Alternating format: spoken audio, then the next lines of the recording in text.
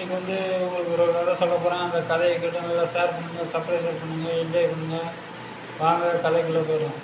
ஒரு ஊரில் வந்து ஒரு விவசாயி இருந்தார். அவர் வந்து பால் மாடுகளை வைத்து பால் கறந்து எல்லா வீட்டுக்கும் பால் சப்ளை பண்ணி அவர் வாழ்க்கையை ஓட்டிக்கிட்டு இருந்தார். ஆனால் அவர் என்ன பண்ணியிருக்காரு, பாலில் வந்து பாதிக்கு பாதி தண்ணி ஊற்றி ஊற்றி சப்ளை பண்ணியிருக்கேன். உடனே அவர்கிட்ட பால் அப்பா இந்த மாதிரி தண்ணி ஊற்றி ஊற்றி பால் வியாபாரம் பண்ணுறியே, எப்படிப்பா உனக்கு அடுக்குமாப்பா, ஏம்மா வேணுன்னா வாங்க இல்லை போங்க அப்படின்னு ஒருத்தர். ஏன்னா அவர் அந்த ஊரில் வந்து அவர் மட்டும்தான் பால் வியாபாரம் பண்ணுறார். அதனால் அவர்கிட்ட வந்து எல்லோரும் பேர் தான். அவரும் அப்படி அவர் மனைவியும் சொல்லியிருக்காங்க, இந்த மாதிரிலாம் நீங்கள் வந்து பாலில் தண்ணியை கலந்து ஊற்றி வியாபாரம் பண்ண வேணாம், நல்ல நியாயமான பாலை விற்று வியாபாரம் பண்ணுங்க. ஆனால் அந்த விவசாயி வந்து கேட்குற மாதிரி இல்லை, நான் அப்படி தான் செய்வேன், என்ன பண்ணிக்கோங்க, நான் அப்படி தான் பண்ணுவேன், வாங்கினா வாங்கட்டும் வாங்காட்டி போட்டேன் அப்படின்றது. அப்படியே இருந்து கூட கொஞ்சம் இன்னும் கொஞ்சம் ஆசை வந்து இன்னும் கூட கொஞ்சம் தண்ணி ஊற்றி அவர் பால் எப்படியே வியாபாரம் பண்ணிட்டு இருந்தார்.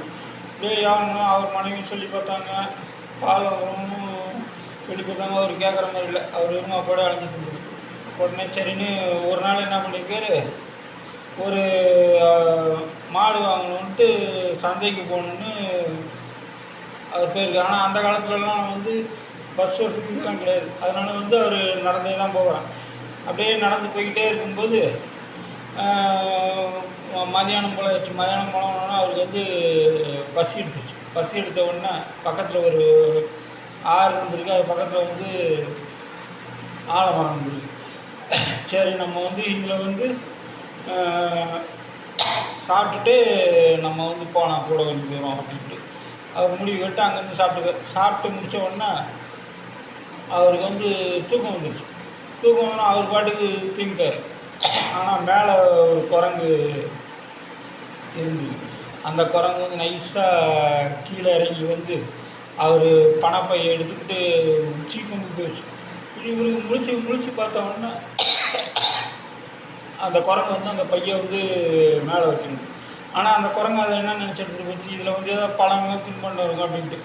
ஆனால் அதை பிரித்து ஒரு காசை கடிக்கிறது, தண்ணிக்குள்ளே தூக்கி போடுது, ஒரு காசை கடிக்கிறது, ஐயோ என் பணமெல்லாம் இப்படி தண்ணிக்குள்ளே தூக்கி போடுது அப்படின்னு அவன் விவசாயி ரொம்ப கடைசியில் இது வெறும் இரும்பு தான்ட்டு கடைசி அவர் நல்ல பால் விற்று சம்பாதிச்சிருந்தா எவ்வளோ காசு இருக்குமோ அந்த காசு வரைக்கும் எடுத்துகிட்டு தூக்கி போடுச்சோம். உடனே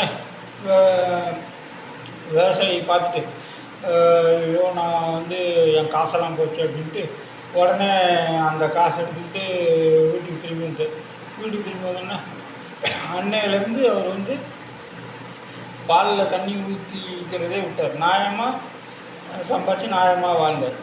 இதுதான் இதுலேருந்து என்ன தெரியுது, நம்ம எவ்வளோ தான் மோசடி பண்ணி கொள்ளடி சம்பாதிச்சாலும் கடைசியில் நம்ம நியாயமாக நம்ம உழைச்ச எவ்வளோ காசு இருக்குமோ அந்த காசு தான் தரணும். இதுதான் இந்த கதையோட நன்றி.